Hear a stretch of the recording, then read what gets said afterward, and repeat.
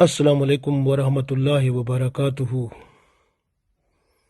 دعا عبادت کا مغز ہے، اس لیے جب ہم دعا مانگتے ہیں پورے دل سے، جسم کا ہر ذرہ ذرہ بھی دعا مانگ رہا ہو، تب اس کی شان بہت بلند ہو جاتی ہے اور اللہ تعالیٰ کی رحمت کو وہ دعا قریب کر دیتی ہے۔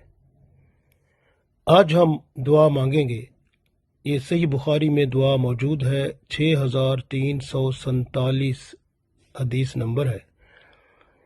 اس دعا کے پڑھنے سے سختی، بدبختی، بری تقدیر، دشمنوں کے حسد اور اچانک آنے والی مصیبت اور بری موت سے نجات ملتی ہے، اللہ کی رحمت ہوتی ہے اور اللہ تعالی کے کرم سے بندے کی مصیبتیں ٹل جاتی ہیں، تکلیفیں دور ہو جاتی ہیں۔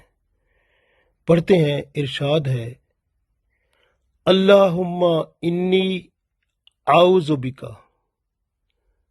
من الجہد البلاء ودرک الشقاء وسوء القضاء وشماتۃ الاعداء۔ اللہم انی اعوذ بک من جہد البلاء ودرک الشقاء وسوء القضاء۔ اللہم انی اعوذ بک من جہد البلاء ودرک الشقاء وسوء القضاء وشماتۃ الاعداء۔ اے اللہ، میں تیری پناہ چاہتا ہوں سخت مشقت سے اور بدبختی کے لاحق ہونے سے اور برے فیصلے سے، بدقسمتی سے اور دشمنوں کے خوش ہونے سے۔ جب بندہ یہ دعا مانگتا ہے تو اللہ تعالیٰ اس دعا کی برکت سے ہر آنے والی سختی کو آسانی میں بدل دیتے ہیں اور بدبختی کو بخت میں بدل دیتے ہیں اور بری تقدیر سے نجات مل جاتی ہے۔ دشمنوں کے حسد سے بندہ محفوظ ہو جاتا ہے اور اچانک آنے والی مصیبت سے اللہ تعالیٰ بچا لیتا ہے۔ اسی طرح بری موت سے بھی بندہ بچ جاتا ہے، اللہ کی رحمت اور برکت بندے کے ساتھ ہو جاتی ہے۔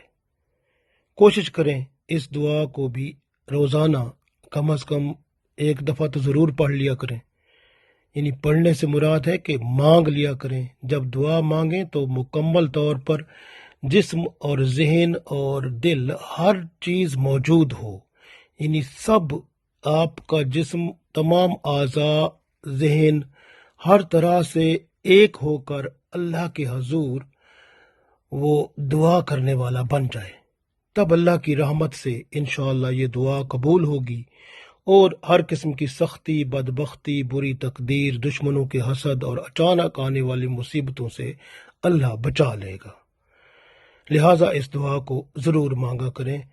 اللہم انی اعوذ بک من جہد البلاء ودرک الشقاء وسوء القضاء وشماتۃ الاعداء۔ اللہ تعالیٰ توفیق دے، آمین۔